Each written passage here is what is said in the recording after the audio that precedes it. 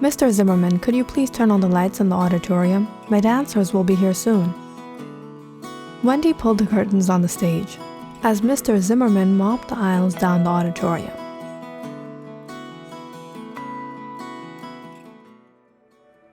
Wendy and Mr. Zimmerman both worked at the BII Theater in Perrysburg, Ohio.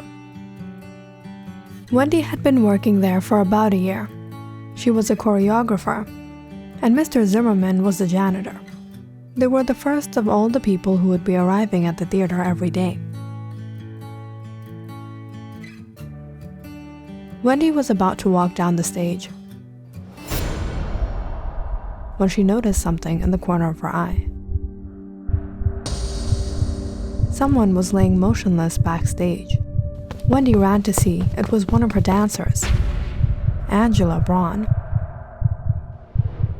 Wendy quickly checked if she was breathing.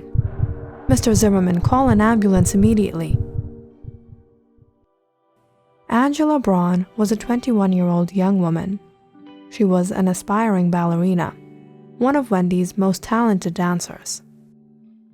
Wendy had been training a few young women for their solo performances at the theater, and Angela was the first to perform today. "It will be your time to shine, Angela. All eyes will be on you, so take care of yourself." "I know, Miss Wendy. I'm so excited for the show. I'll give my best."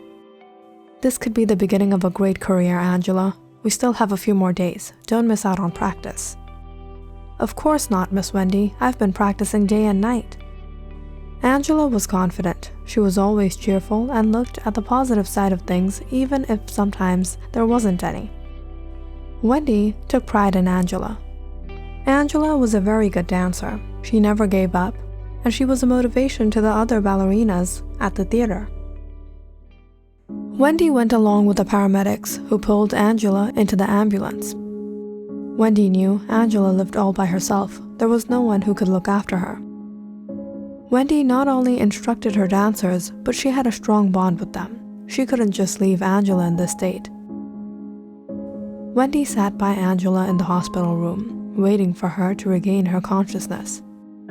The doctors had examined her and said she was fine and should be waking up soon. After a while, the doors burst open. It was Mr. Carter, the production manager at the theater. "How did this happen? How will she perform? The show was tonight." "I don't know, Carter. Right now, all I care about is her health. Forget about the show." "Forget about the show? Do you know how much money will go down the drain? You have to call in her understudy as soon as possible." "We can figure something out later, but Carter, this is so strange and uncalled for. You don't think someone is intentionally trying to harm my dancers?" "But Angela and the rest of the ballerinas weren't supposed to get here until 10. What was she doing in the theater at this time? Or did she not leave the theater at all?" "This isn't the first time something strange like this has happened. There were other performers at this theater some time back who experienced odd things. They ended up quitting their jobs and leaving. While there could be a possibility she stayed back late, all the performers have a spare key to the theater. That's what I'm trying to say. This must be planned. This can't be a coincidence." "I don't know if someone's been planning this, but I've actually heard a lot of rumors that this theater might actually be haunted. They're rare, but I've heard some complaints before, and some stories of previous performers here. Some singers and dancers reported feeling dizzy and nauseated, and sometimes even cold on the stage. Some have complained of seeing hovering figures roaming the auditorium. And sometimes they even say they hear something or someone constantly humming in the background." "Haunted? No, out of all the explanations, it can't be that." "I know, it's all bogus, but I can't seem to think of anybody who would want to harm Angela." Just then, Wendy and Carter noticed Angela move her finger. She was waking up. Angela opened her eyes and looked around. She sat up looking startled and afraid. "Angela, what happened to you? I found you unconscious on the floor backstage." I don't know, it was all so strange." "What are you talking about? What happened?" "Miss Wendy, yesterday after practice, I packed up with the rest of the ballerinas at 8, as usual, and I left the theater. But when I got home, I realized I left my cell phone at the theater. It was about 10 at night. I took my spare key and returned there. By the time I got there, it was past 11. I unlocked the door and went straight to the dressing room to search for my cell phone. I've never visited the theater in the middle of the night before. It was really dark and scary. The lights in the auditorium were all turned off, and the curtains on the stage were drawn. I found my cell phone on the makeup table in the dressing room. All I had planned was to quickly lock up and leave. But then I heard someone singing in the hallway. The voice was so mesmerizing. I had never heard someone singing so beautifully before. I was tempted to see who it was, so I left my things and went out. But when I opened the door, the hallways were empty. But I could still hear the music. It seemed to be coming from the stage. At first I was confused and a little scared. I didn't expect anyone to be performing so late at night. But then I thought perhaps the theater was hosting a private show. I went down the hallway to the backstage. I opened the door and I was sure that someone was performing on stage. I walked up to the curtains to take a peek, but when I peered through the curtains, I was shocked. The whole auditorium was packed with guests.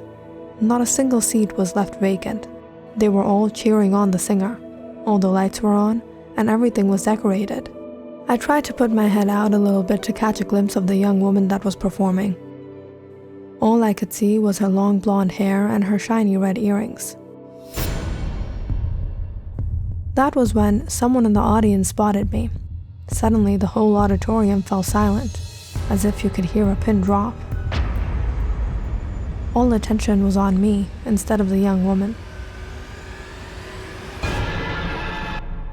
It was just then that I heard a loud, piercing cry, and it was like, in a blink of an eye, everyone in the auditorium vanished. What I saw and heard frightened me to my bone. It was all too real. I felt the rhythm of the music vibrating under my feet. At that point, I was sure there was something wrong, but I couldn't move. I was frozen with fear. Everything went dark after that. I went unconscious. This can't be. I knew I should have asked you earlier. Angela, have you been taking something lately? Are you on some sort of medication?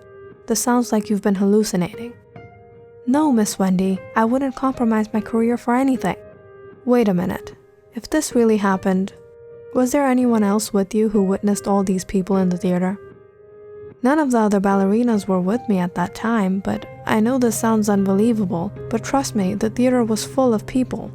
At nearly 12 at night? And I don't even think there are any blonde singers that work at the theater. Impossible.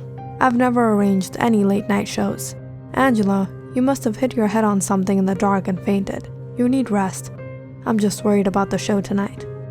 Wendy and Mr. Carter didn't believe what Angela said, but Angela was sure about what she saw the night before. Angela was discharged from the hospital later that day. She returned home, but she couldn't forget what happened. The next day, when she went to the theater, she decided to ask Mr. Zimmerman about the young woman she saw performing last night.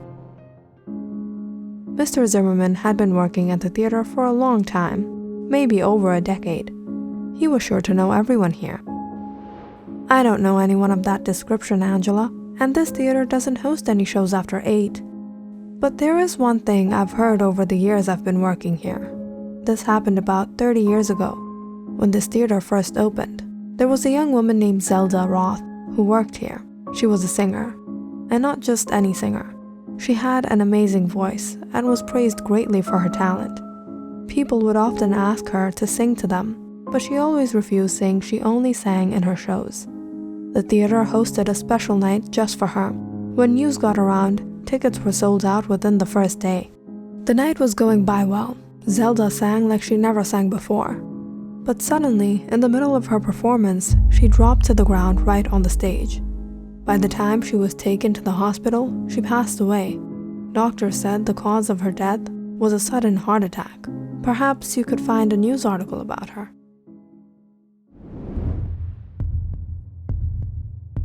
Angela immediately searched up Zelda Roth.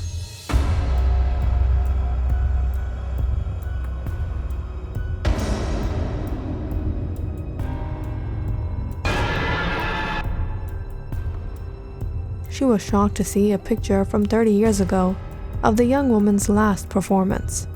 The long blonde hair, the glimmering red earrings, this couldn't be. Angela was terrified to have experienced something out of this world. She became so paranoid that she stopped going to the theater after that day. The following year, Angela decided to move to California for college. Many of her college friends and professors told her she was wasting a special talent she had. So Angela joined the theater at the BII University and started performing again. She stepped out from behind the curtains, staring at the large gathering of people from the university. Angela was a bit nervous, but she smiled through the stage fright and sat down on her chair as she held her microphone.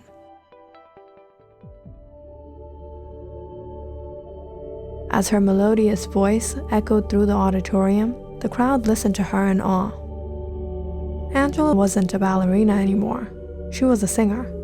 She couldn't explain how she did it.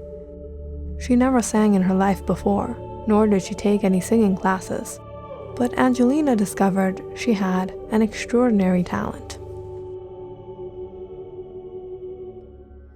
Click on the subscribe button and check out more awesome videos on our channel. And don't forget to press the bell icon because you know it's interesting.